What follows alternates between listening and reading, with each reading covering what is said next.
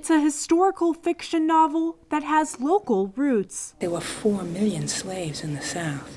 And that actually was, even though I had studied American history in school, I don't remember getting into those kinds of details as to how many people were kept in bondage. In light of Black History Month, author and Norwalk resident Dorothy Mobilia joined local residents and community leaders at the South Norwalk Branch Library on Saturday to shed light on a bit of South Norwalk's history in her novel entitled How Jimmy John Won His Cloak of Freedom. It's based on the life of Connecticut native Charley Hallock, who leaves home to join the fight for freedom during the American Civil War, and on the way meets a young freed slave who travels with him back to South Norwalk. In the process, he traveled over a great part of the country and most of the South, and ended up meeting a young man named Jimmy John, who was a freed slave,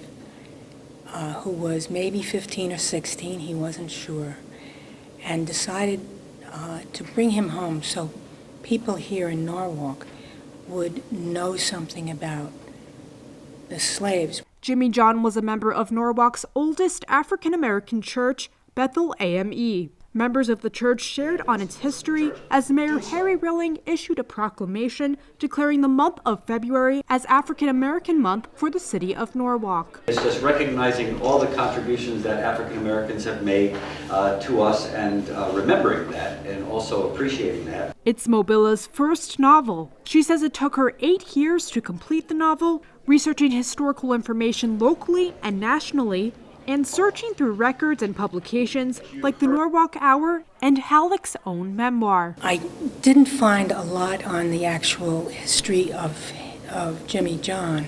There aren't that many records, except through interviews that were held for the Norwalk Hour at the time that he passed away. That's where I learned most of the details about his early life. In Norwalk, I'm Priscilla Lombardi for It's Relevant News.